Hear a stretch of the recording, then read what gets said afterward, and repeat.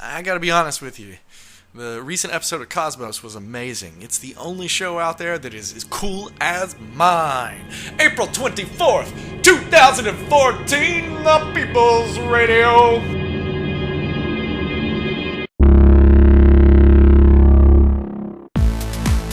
The People's Radio is brought to you by the working class.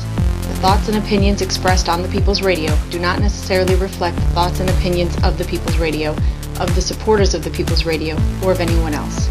You have been warned. Next week, we begin construction on the official People's Radio studio. I don't know much about radio, but come on, let's try. That's what I'm doing. I'm trying.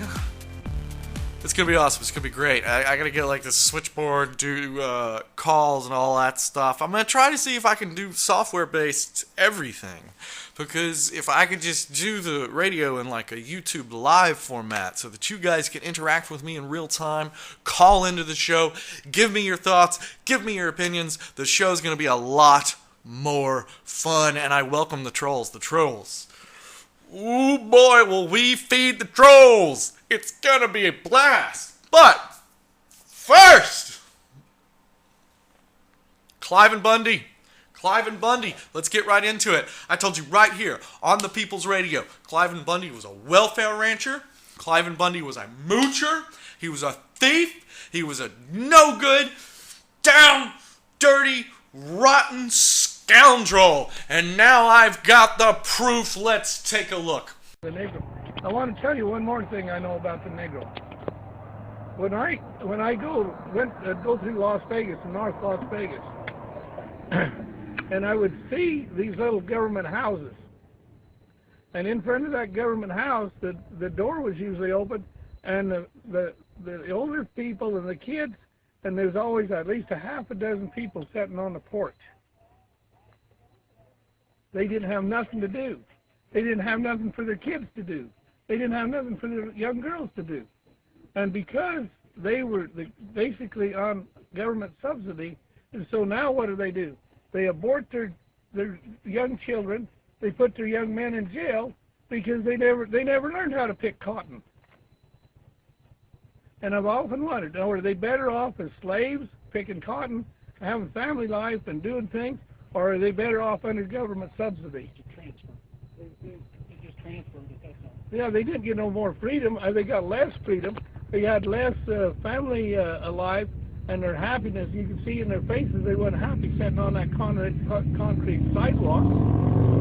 Down there, they were probably growing their turnips. So that's all government. That's not freedom. That's right, you just heard what you thought you heard. Holy crap, this man is crazy. This man is crazy. He's racist. He's insane. This man just said. This man just said that in his word, the niggers. He just said the niggers. But no, he didn't stop. He didn't stop. Like, see, normally people think like, oh man, what I'm about to say might sound a little crazy, a little racist, you know. And normally their brain kicks in, and they're like, I should not say this. I should just stop. Like, I'll give you an example. All the time in private, with my wife, I'll say weird off the wall comments, you know, like I was reading the other day that the Nazis, they actually wanted to like dam up like the gate, the Strait of Gibraltar or whatever, right? They wanted to dam up the Mediterranean Sea, right? And not only could they then like drain it and turn it into land for farming and all that stuff, but the actual draining it itself would supply them with like, we're talking like hundreds of years worth of electricity to the surrounding cities. just the act of draining all that water would give lots and lots of energy. And then think of all like the new fresh fertile farming land, because when you like drain, you know, oceans, the idea is that the dead decaying stuff that has fertilized the sea floor makes it like the perfect catalyst for like agriculture, right? So this had nothing to do with racism or Nazis. This was just a plan that a Nazi scientist was kicking around, and that the Nazi higher-ups thought was a really great idea because they were on a quest to I don't know what they were trying to do, but they thought it was kind of a good idea. So like I just kind of casually, while I was reading the story, said, you know, the Nazis kind of had some good ideas. And then my wife was like, never say that publicly. And she's right. She's right, because there is a possibility that you could say something and mean something completely different. And that you can be taken out of context, right? And that's an example of that, right? Because what I was attempting to say was that the Nazi scientists, some of them had some interesting ideas that we could possibly look at even, you know, to this day as a possibility, because I support ocean farming, terraforming the earth, geoengineering, you know, I support science. And it could easily, if you just took that one little clip, it could easily be construed. But I want to be perfectly clear here. That is not what is happening with this Cliven Bundy clip. This man just flat out said that by freeing the slaves, he called them the Negras, by freeing the slaves, we made them less free because we just put them on the government dole or whatever.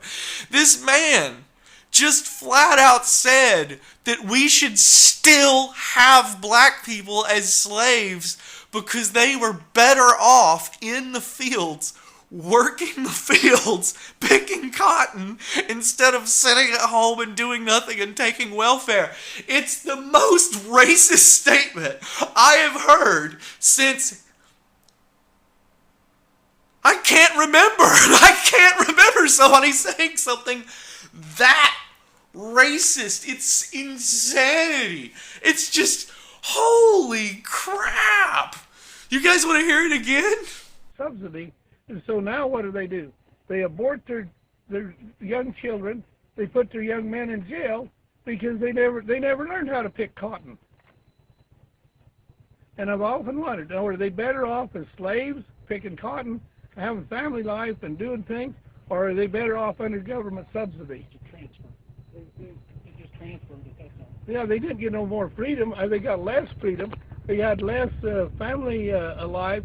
And what are the Cliven Bundy supporters saying? They're already coming out of the woodwork saying, you're taking that comment out of context. Context. I just explained context to you people. You cannot take this man's statement out of context. He flat out explained it. He said it in many different ways right there in that clip. He's flat out saying, he is explaining. He is elaborating. He is removing context by supplying the context in the statement itself. He is saying that they should still be slaves. This is insanity. I'm glad that now everybody will see Cliven Bundy for what he is and for who he truly is. He's just an old crank. He's an idiot. There is something mentally deficient. Upstairs, he's got an elevator, but it doesn't stop on the majority of the floors, if you know what I'm saying. The man has problems. He has serious, serious issues. And so what has happened? What has happened? People who have mental issues are now gathering around him and supporting him. Right now, he has about 600, 700 people on his land, and they're all crazy. And it's crazy as can be. And you know what? Senator Harry Reid said it best. These people who think that they're patriots, they're not patriots. They're domestic terrorists. You can't just point guns at federal officials. Are you kidding me? Are you kidding me? That's what happened at this ranch. That is what happened with this whole famous Cliven Bundy standoff. His supporters, his quote-unquote militia groups, Those are domestic terrorists, by the way. Militia groups are domestic terrorists. They actually train to do like IRA type stuff. Shoot the government, blow up government buildings, stuff like that. These domestic terrorists descended on his land, and now they're all standing around him with full assault rifles. Some of them have probably been modified to be fully automatic, right? And they're pointing these guns at government officials. This is crazy. This is madness. These are terrorists, and they need to be put down. But let me tell you something. The government doesn't have to do anything. The government does not have to do anything. Let me tell you how it works. Let me tell you how human beings work. Let me tell you about the central theme of the People's Radio, Organizing for Humanity, all of it. Let me explain. When human beings get together in groups, right, they start to consume the resources in the environment around them. Because that's how it works, okay? We are living, breathing, walking chemical reactions, and we need to sustain ourselves, and we need to keep intaking food, water, and when we're not doing those things, we get bored, and we need to occupy our minds by having, entertainment, shopping, sex, whatever. These people are now subsisting on his ranch, right? When you put 600 people together for an extended amount of time, and it was just, because this was just a spur-of-the-moment thing, he just kind of hung up a flag and was all like, freedom, freedom, and then all the militia and all the people came running, and they were all like, oh my God, we're freedom. It wasn't really planned out, you know what I'm saying? So, because of that, because of the disorder, because of the chaos, because of the natural way that human beings interact with their environment, they are currently destroying his land. They are consuming it. If his ranch of 140, 170 acres, whatever it is, if his ranch was in good, pristine condition or whatever, and actually, no, I think one of the issues of this whole story was that he was using government land. He was stealing our land because his ranch is not large enough to actually, accommodate the huge amount of cattle he has, because he has an enormous amount of cattle. He is a rich, wealthy man. Do not let the cowboy hat fool you. He is a rich, wealthy man. And I'm telling you, now, if his land could not support the cattle, right, and now he's got the cattle back on the land, plus he has 600 to 700 people per day on his land, now basically camping out there like some sort of weird redneck Ted Kaczynski hippies. They're going to screw up his land. They're going to screw up his ranch. They're going to consume everything. There's not going to be much left. The government does not have to really do anything. This man is screwing himself. He is screwing his land for future generations. And to top it all off, he's walking around making racist remarks, talking like he's Adolf Hitler. I mean, this is just insanity. At this point, it's no longer a case of domestic terrorists that should be considered like a threat to the government. It should be considered a classical example of Dunning-Kruger effect in action in large groups.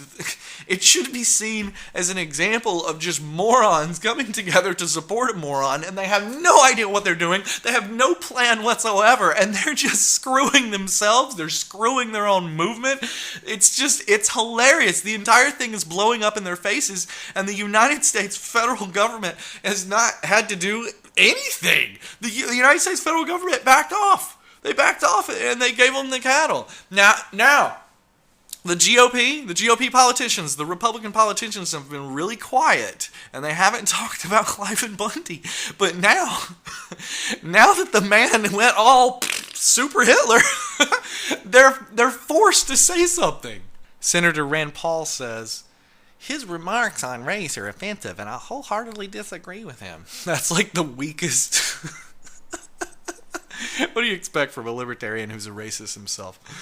And then what we got Senator Dean Heller, who is a well-known supporter of Cliven bundy and has called him a patriot, right? He says, quote, I completely disagree with Mr. Bundy's appalling and racist statements and condemn them in the most strenuous way. The moment when your supporters start jumping ship and Abandoned ship! Abandoned ship! Oh, this is great!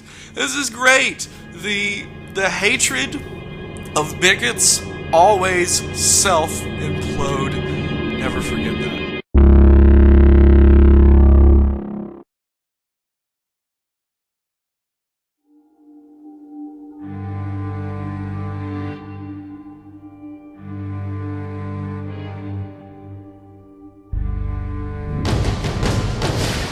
Have we located the parents? Yes, but Phil, look at the date. I ran it through the computer 3 times. He was declared legally dead. You're alive.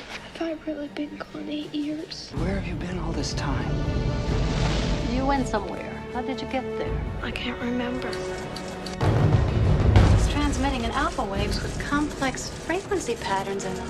This could be our first contact. Any signs of life? Not outside, but we haven't been able to determine what's inside. Something may be living, perhaps even dying inside this. Where did this come from? From the mind of a 12-year-old boy? I can offer you the truth. The truth about where David's been for the last 8 years. What all this unusual brain activity means. And most of all, why he hasn't aged. This voice keeps calling, saying something over and over and over. Well, what does it say? He's communicating directly with the computer in binary code. How was he doing that?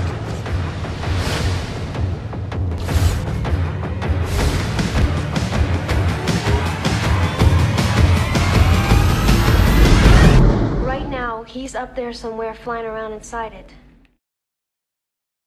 Inside a spaceship.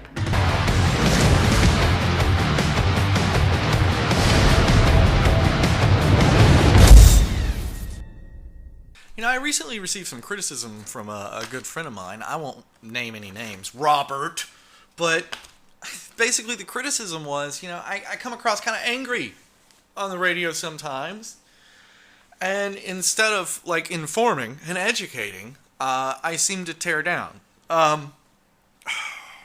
So I want to attempt to explain why sometimes I come across as, you know, angry, or as some people say, trying to tear others down.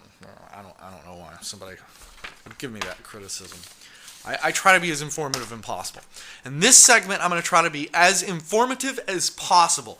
When you are done listening to this segment 10 minutes from now, you are going to learn more than you did before. Unless you're, you know, just a really smart person, and then thank you for listening to my show. You're exactly the type of person that I enjoy listening to my show. Now, let me tell you what's happening in Oklahoma right now. In Oklahoma just did the dumbest thing ever. Let's back up. Okay, now, this is how it works. This is the truth. I'm going to tell you the truth. I'm educating now. I'm providing information. Are you ready? This is how it works. We have these things called electricity generators, thanks to the freaking genius Nikola Tesla, and because he used to get these flashes in his mind, and when he got a flash, then he would suddenly everything, the concept would make sense, and then it was just there, right? And he was sitting there one day, and then suddenly the flashes hit him, and the full design of the AC generator, alternating current as opposed to direct current, came to him, and he was like, holy crap. Now, alternating current, right, is when you're moving electrons back and forth, one way, then the other way, one way, then the other way, one way, then the other way, one way, and the other way. So it's like, you know, you got a rope wrapped around a tree, and you're holding the two ends, and you're just moving them back and forth, right?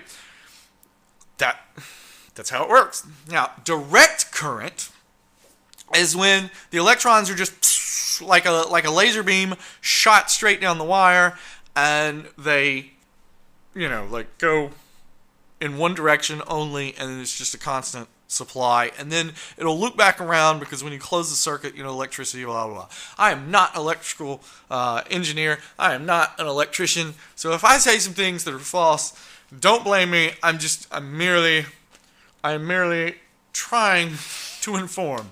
Now, we have these things now called electricity generators, right? AC generators and DC generators. The reason why the AC current won, and the reason why we use AC running into your house is because the alternating current works over long distances a lot better, right? Alternating current is freaking beautiful. You can step it up, you can step it down, you can change the frequency of it. You can do pretty much anything that you want. Just send alternating current down a line, and it will go further and better than direct current, right? And it's more efficient, and it's easier to generate. And one of the reasons why it's so awesome is because it's kind of like a cable signal going into your house, right? If the cable signal is too weak, then you can put a booster on it, and that booster amplifies the signal, and those boosters use alternating current, by the way. Anyway, so you can boost the signal, or you can step it down. You can take that alternating current, and let's say it's too powerful, and you live too close to the power station. Well, they can step the current down to what it needs to be before it comes into your house, right? Now, these generators exist, and you can just buy one. You can buy one off of eBay. You can buy one from, I guess, Home Depot or whatever now. You can buy them anyway, right? And all you have to do to generate your own electricity at home, is just find a way to spin that thing, right?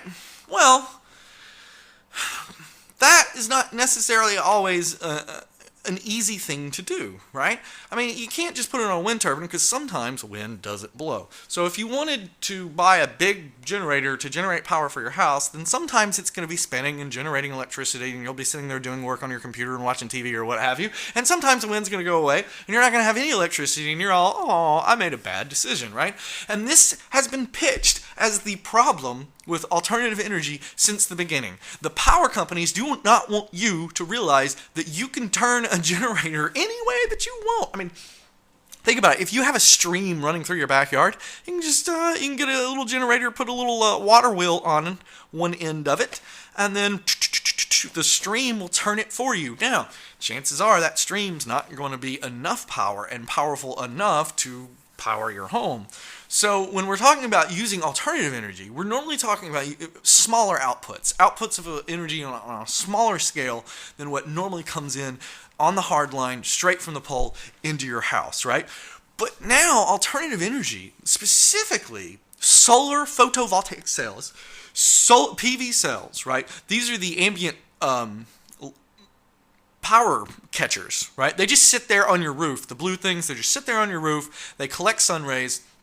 They turn it into electricity. Now, for the longest time, people could not afford these things because they were incredibly expensive and because they use rare earth minerals, right? They use, like, silver and platinum and all that stuff, right? So during the manufacture, it's difficult to manufacture, it's expensive to manufacture, and it uses rare earth metals. So the pitch against alternative energy has always, from the beginning, been it doesn't make sense, it doesn't work because you're not going to have enough wind, you're not going to be able to afford the solar panels to make it worthwhile, and the stream that runs into your backyard is not strong enough. Oh, and geothermal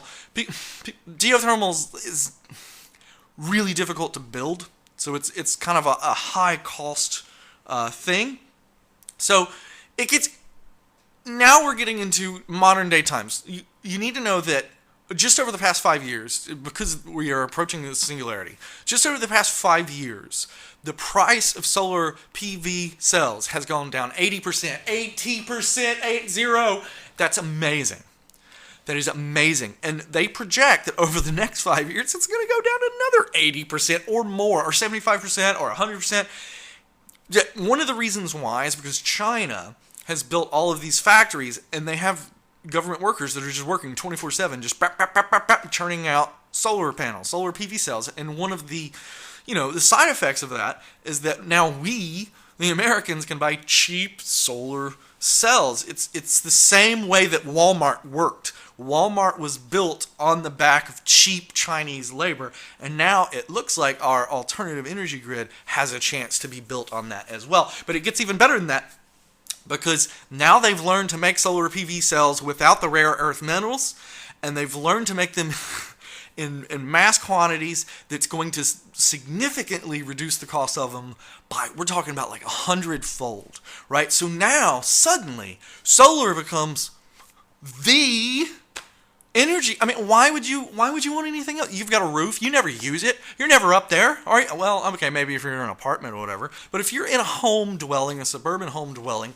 you don't use your roof. You don't sit up there and drink beer in a lawn chair. Well, if you do, you're cool, because I might do that this evening. That sounds like fun. But I digress. The solar cells are going to be so cheap that everybody's just going to be like, well, why don't I just throw some up? Why am I paying a coal plant 150 miles away to churn out radioactive material? And that's what they do. When you burn coal, it turns into radioactive material, and that radioactive material goes into the air that you breathe. You are currently breathing in the equivalent of a cigarette smoke right now. Right now, as you breathe, you are currently breathing in cancer and carcinogens. Why? Because they're being pumped out in China and France and America and Canada and Australia, and it's all in the air around us right now. This is not a germaphobe thing. Anyway, let's get to Oklahoma because we're running out of time here. Oklahoma understands that now that solar power is becoming cheap and wind power is becoming cheap, the ranchers, the true American heroes out there, not the Cliven bundy ranchers, not the welfare ranchers, but we're talking about, the actual landowners make this country run and generate food for us, agriculture. The actual heroes of America that are living the American dream, and they have their own little homestead that they call home, the true American dream, right? They are now going to solar, wind, stuff like that. It's gotten so cheap that now they're buying enough so that it's generating more energy than they need for their operations, and they're actually starting to give back the electricity to the grid. Now, they have this thing called net metering. It's a law. It's a federal law. It says if you hook your solar cells or your wind turbines, whatever, up to the grid, that what's going to happen is if you're generating too much, that electricity goes down the grid. It goes into the grid, away from your house into the grid, right? Well, that meter on your house works both ways thanks to alternating current and how alternating current works, right? So the way that it works is if you generate too much and you send that power down the grid, that meter starts clicking backwards. It starts counting how much electricity you are giving to the power company. So here's the thing. If electricity is being put on the grid and other people are using it, and the power company is charging them to use it, don't you deserve some money because you charged some of that electricity? Don't you deserve to be paid for generating electricity for the same reason why we're paying the utility companies to generate it? If you generate electricity so that the community and other people can use it, you deserve a cut, right? Right? We all agree on this. Now, Oklahoma is trying to... They just passed a law 9 hours ago, right off the line. Their stupid governor signed it and passed it. This law, this is all you need to know here. The bill would allow, and this is called the Senate Bill 1456. It's already been passed into law. The governor, Mary Fallin, Oklahoma, she signed it. Stupid bill. This bill would allow utilities to brand distributed generation, that's people at home that have, solar and all that stuff, as a new class of customer, charging them a higher rate. Right? So what they're trying to do is they're trying to make up for the fact that they're no longer making money off of these people by just jacking up their prices. This is insane. This is insanity. They are intentionally trying to discourage solar, alternative energy, wind production. They are intentionally trying to discourage renewable, safe, clean, you charge it yourself at home energy. Now, I was just informative. Now I want to get mad. Now I want to rant a little bit. Because this is pathetic. This is wrong. What we're doing here is a step back. We need to get a 100% renewable energy grid up and running worldwide now. Not 2050, not 2080, not year 3000. Now. You are alive right now. You are breathing in this air right now. You are drinking this water right now. I have a child. I have a daughter. You probably have a child. You probably have family. You probably have aunts and uncles, cousins, sisters, brothers. Don't you want them to live in a clean environment? Don't you want them to be in an environment that is clean and is not full of coal dust, radioactive, burned coal dust that you're breathing into your lungs right now, giving you lung cancer, giving you pancreatic cancer, giving you intestinal colon cancer, giving you brain cancers? Don't you want to live in a clean environment? Look, we have learned so much over the history of human civilization.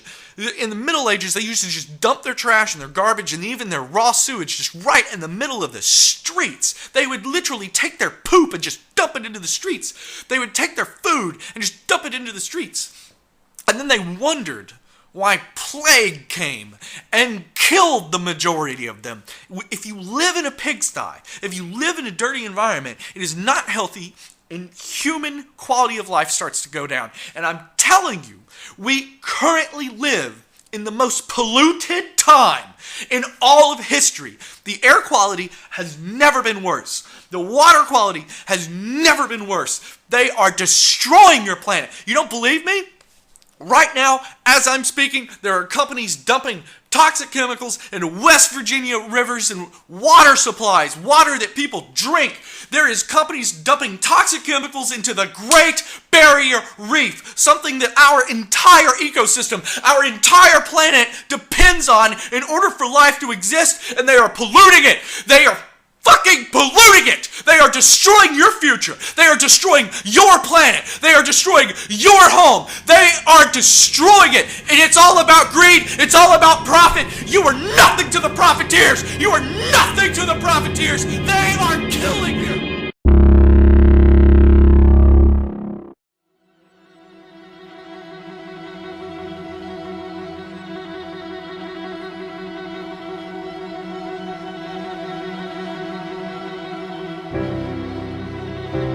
It might be a familiar progression, transpiring on many worlds.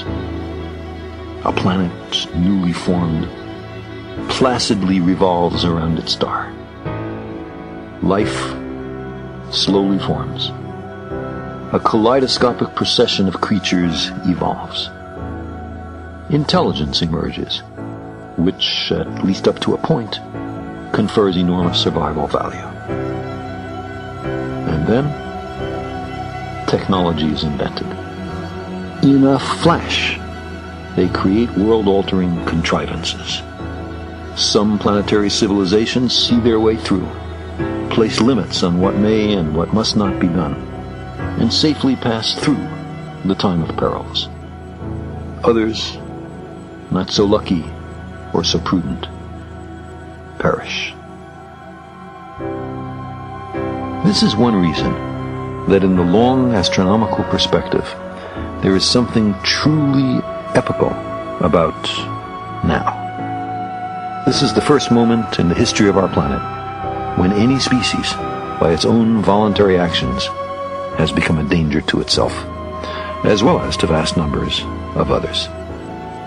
We humans have already precipitated extinctions of species on a scale unprecedented since the end of the Cretaceous period. But only in the last decade has the magnitude of these extinctions become clear, and the possibility raised that in our ignorance of the interrelations of life on Earth, we may be endangering our own future. Of course, we must keep our planet habitable, not on a leisurely timescale of centuries or millennia, but urgently on a timescale of decades or even years. This will involve changes in government, in industry, in ethics, in economics, and in religion. We've never done such a thing before, certainly not on a global scale. It may well be too difficult for us. Dangerous technologies may be too widespread. Corruption may be too pervasive. There may be too many quarreling ethnic groups, nation-states, and ideologies for the right kind of global change to be instituted. However, we humans also have a history of making long-lasting social change that nearly everyone thought was impossible. We have often, despite our diversity, despite endemic hatreds, pulled together to face a common enemy. Our leverage on the future is high just now. We seem these days much more willing to recognize the perils before us than we were even a decade ago. The newly recognized dangers threaten all of us equally. No one can say how it will turn out down here. But this is also, we may note, the first time that a species has become able to journey to the planets and the stars. Sailors on a becalmed sea, we sense the stirring of a breeze.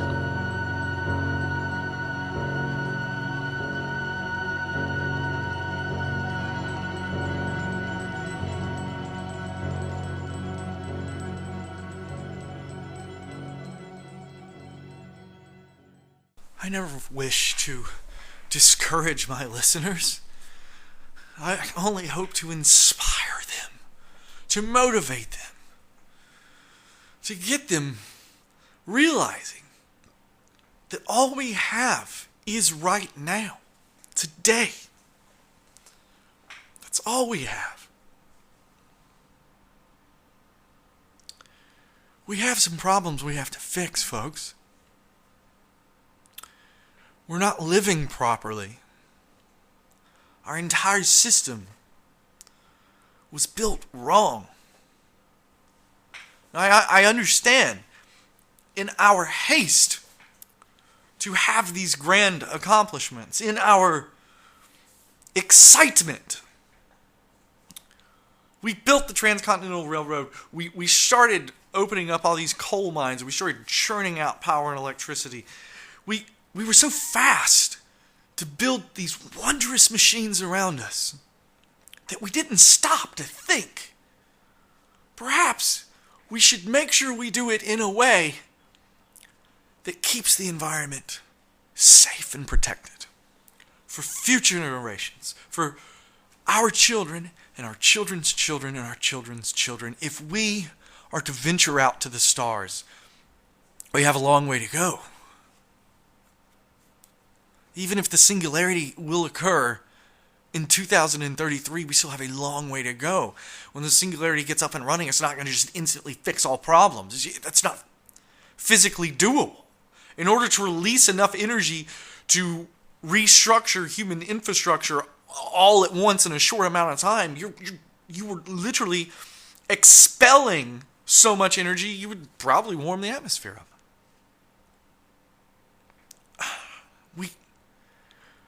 We have to start now. We have to start changing things now. We have to look at everything differently. We have to remember to power our electricity in a renewable, clean way. And do it in a way in which the production of our renewable energy generation devices are not also polluting the planet. And that's just the first step that we need to make. There are other steps we need to make also, which includes continuing our expansion of our communication technology. You can hear me now. You could be anywhere. You could be anywhere on planet Earth and you could be hearing my voice right now. This is a good thing. This is a good thing. For the first time ever, humans finally have the technology to take the power in their hands to do anything they want to do. The American budget, the American tax base, the budget that the federal government has to work with is $3-something trillion a year. You could build anything with that. And you know it. The beautiful, wonderful, amazing thing about money that conservatives, that libertarians, will never understand is currency itself is not a collector's item. It is not something that you should hoard and hold on to and tuck away into a closet or a shelf or a drawer or a bank account. It is not something that you should just take and place somewhere so that you can hold it and you can stand on it and be like, this is mine. This is my pile of currency. It's mine. I earned it. And I'm going to use it however I want. And that includes not using it. No. No. Currency can be spent an infinite number of times. If I have $10 and I spend the $10 at a store, that store now has $10. Now that store can spend that money to buy products from a truck driver that brings products to stores. Now that truck driver has $10. Guess what he can do? He can go to another store and he can buy products for his family to feed his family, and now they've got $10. It never ever ends. Fiat currency is a miracle, and they've hijacked it. They've hijacked it for no reason at all. What difference does it make if you have $1 billion in the bank? If the $1 billion is not out there working to make things better, it is useless. We currently have the largest financial bubble in our Wall Street's history. We, as a country, as America, as a species, as the planet Earth, have never ever been wealthier or richer or more capable of doing things. And what have we chosen to do? Keep the status quo. Continue to walk around emulating the dead people who came before us. Dead people who knew nothing about the technology in the world that we live in.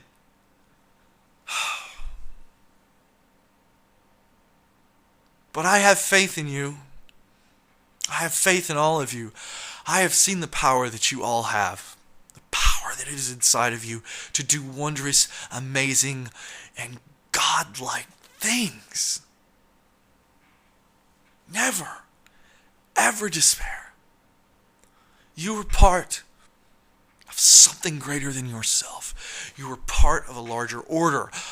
You are part of a collective intelligence. The human species is beginning to evolve into a superorganism. The same way that your cells in your body work together to make something better than just themselves,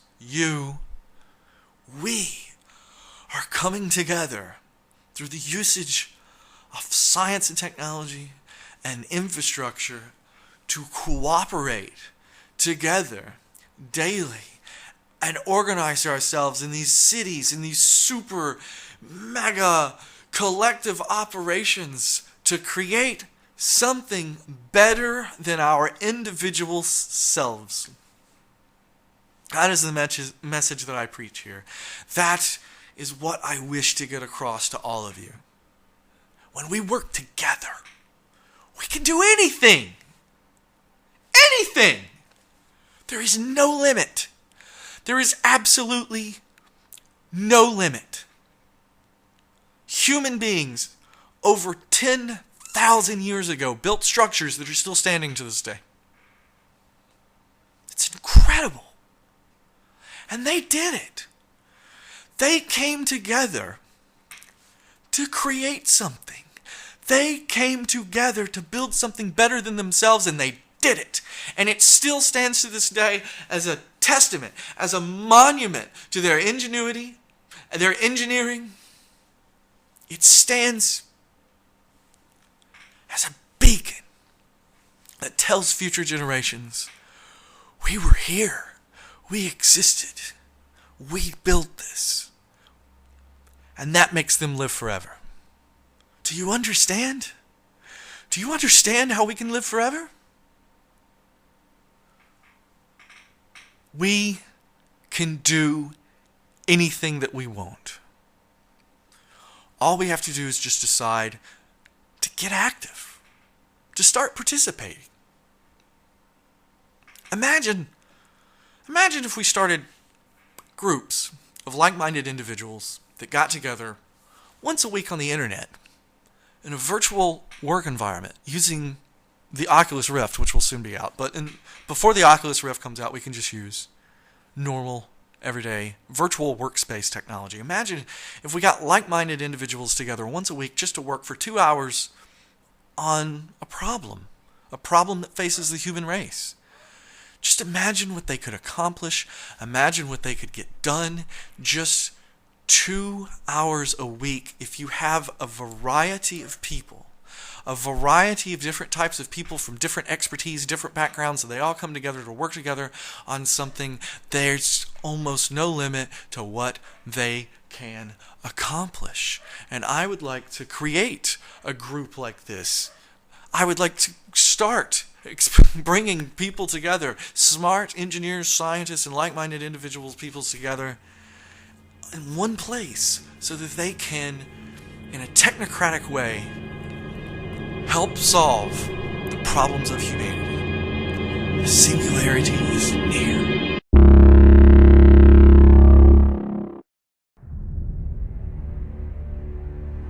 I've got a little challenge for you, Sark. A new recruit. What kind of program is he? It's not any kind of program, Sark. Name's Flynn. I'm what you guys call a user. Users wrote us. The user even wrote you. I'd like to go against you and see what you're made of. Where am I? Your guest, the Master Control program. Gonna make you play video games. I play video games better than anybody. Come on, big fella, let's see what you got. You'll regret this. Who's that guy? That's Tron. He fights for the users. Oh man, this isn't happening. It only thinks it's happening.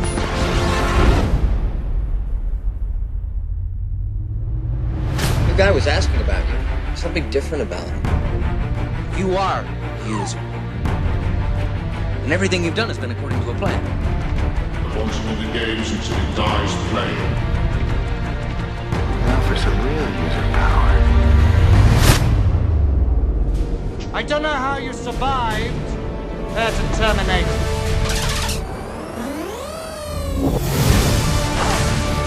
On the other side of the screen, it all looks so easy. Tron?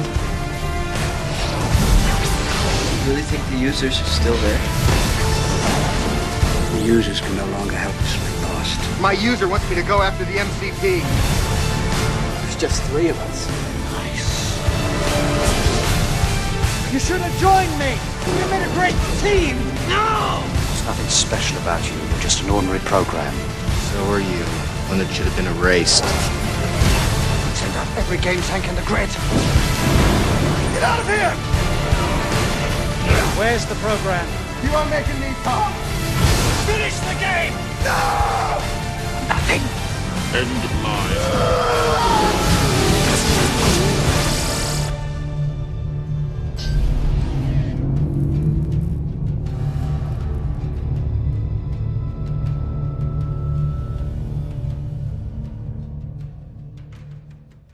So, here we've come. Final segment of People's Radio once again. Thank you all for tuning in and listening. Thank you all for staying around and actually listening to me rant about stuff. I mean, if you've made it this far, you're exactly the type of person I want to talk to. Organizing for Humanity website is advancing. I've got a new webmaster now, and she is awesome. And I want to talk about how close we are to transhumanism. I want to talk about just how close we are to becoming gods. Because people think, oh man, it's so far away, why even bother? You know, because, I mean, it's 100, 200, 300 years away. Star Trek is like 400 years away. It's like, there's no way. I hear it all the time. You even have the naysayers. They're all, it's never going to happen. Oh, come on. You're never going to blah, blah, blah. Man, come on. Eventually, we're going to have a unified field theory of physics. We're going to fold time like a sheet of paper, and we'll move around it at will, and we'll go anywhere we want. Eventually, if we really want to, we can become trans-dimensional transhumanists. I mean, there is absolutely no limit to what we can do or can accomplish. The more we learn about physics and the laws of the universe, the more we learn that we are these little bitty tiny things that have suddenly realized and suddenly waking up to the fact that we are part of something grander and more magical than any god anyone has ever dreamed of. But let us talk about how we're going to become transhuman just here in our lifetimes, right? I want to talk about how the next 15 years is going to be so incredibly exciting for you, for me, for all of us. And we have to be careful. We must be careful. The reason why I started the People's Radio is because I wanted to keep the regular, everyday working man informed on the progress of the singularity and what we are capable of. You would be amazed at the number of people that walk around on a daily basis and they have no idea what we can do.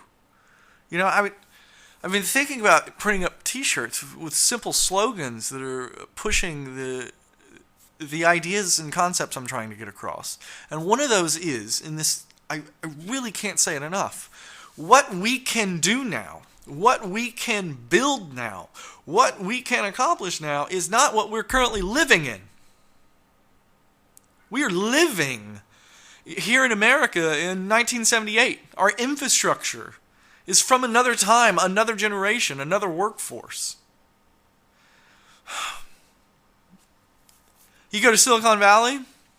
Silicon Valley's working on building 21st century infrastructure. But I can take you to Detroit and show you broken down 1960s infrastructure that it hasn't advanced. This is not good.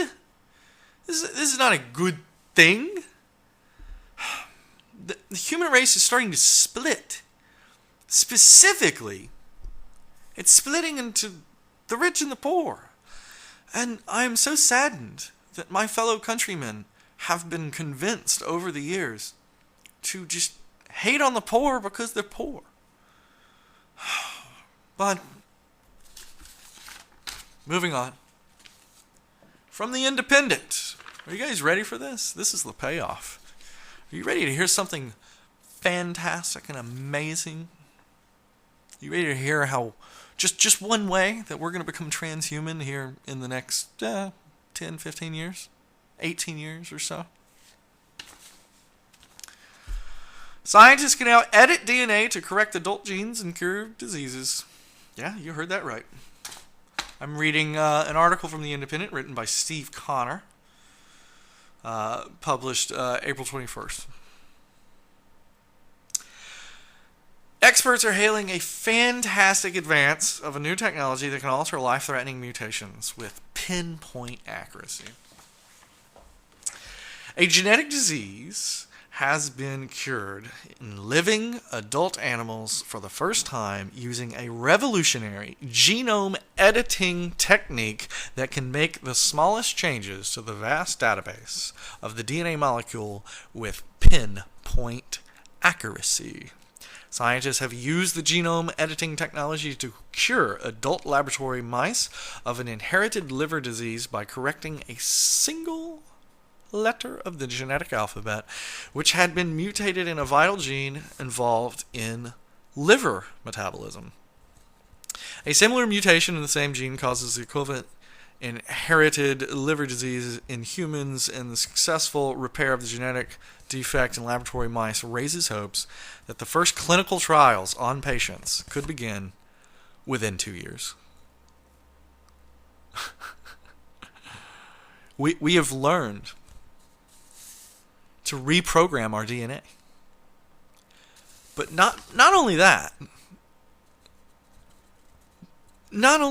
because, I mean, I know that they're doing other research on how to basically like splice in and recode huge, large swaths, is that the right word? Large, big portions of our genome. We can go in and just reprogram it, flip it out. They're working on that. It's in the works. I'm not saying that they've done that. But what they have done here, is they found a way to go into your genetic code and just pluck out what ails you. Find that gene that is causing that abnormality, deformity, whatever ails you. This is Professor Daniel Anderson at MIT led the study. Dude, that's a serious scientist right there. That guy's awesome. But think about that. Think about the power that we now are about to wield as human beings. We will be able to go in and just recode and change what ails us, what problems we have. This raises extremely difficult moral questions that we are going to have to debate and talk about and think about in our lifetimes. It's here. It's here. Star Trek technology is here, people. It's here. We can now recode our genetic code. And this is how it works. This is how exponential growth of human technology works. Today, they just did it in a mouse. And they just did they changed a single gene. 10 years from now, they might be doing it in humans and just doing a single or two genes at a time. But then 10 years after that, you know what we're going to do. Eventually, we're just going to start rewriting our genetic code at will. And the incredible power that comes with such a thing is mind-boggling to consider and to think about. I mean, we instantly have the power to re-engineer the human race from the ground up. What are the implications of that? We have the power to make our children perfect, genetically perfect. The implications of that is, and this is the reason why I started the show with Cliven bundy, and I pointed out his racism, and I pointed out that racism is a bad thing. We are going to have the technology soon to genetically engineer a super race of humans, to genetically engineer humans that live longer, are smarter, stronger. There's almost no limit. And you know, wealthy people are going to jump all over this, and it's going to end up being a designer fashion. Oh, I want yellow hair. I want purple skin. I want red eyes. You don't think these for-profit biopharmaceutical companies and for-profit genetic companies, whatever you want to call them, are not going to use capabilities like this to provide a commercial product that will get them profit? Of course they will. That's dangerous. Very dangerous. Because if there's one thing that we've learned with the history of humanity, it's when you give incredible technology to the population at large, with little regulation, they start using it irresponsibly, in irresponsible ways. It's a lot to think about. It's an incredible heavy weight to think about the implications that we can soon do this. The human race may never be the same again.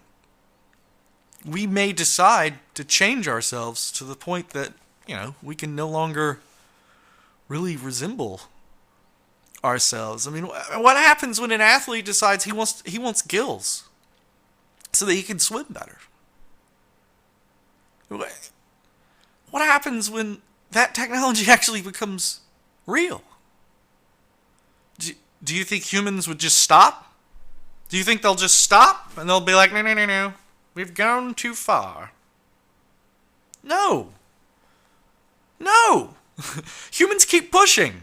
They always keep pushing boundaries. They always keep going forward. They always keep progressing. They want to know. It is built into us. They want to know what is beyond the next horizon. They want to know what is at the top of that mountain. They want to know what is at the bottom of that cavern.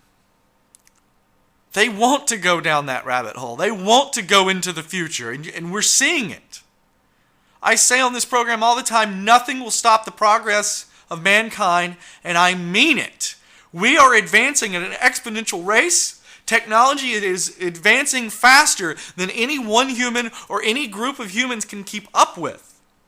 We are now having to split and divide ourselves into different segments and factions so that we can have experts that are experts in this particular area of field, this particular area of study, because the summation of our knowledge is way beyond the capabilities of single individual humans. And that, my friends, is the reason why the philosophy of the individual, the philosophy of worshiping this libertarian individuality is not how we are going to enter the future in a peaceful, all-encompassing, equal, with equality for all, with justice for all way. That's what we need to be focused on. We need to be focused on Icarus and how he brought the power to the people. But we can't do it in an irresponsible way. We can't just give man fire immediately without training. We have to bring them together with technology, with our communication tools, and we have to educate them properly so that they know what power they wield. We need to start telling people the truth. They are about to become demigods. They are about to become transhuman, and their technology is about to become alive.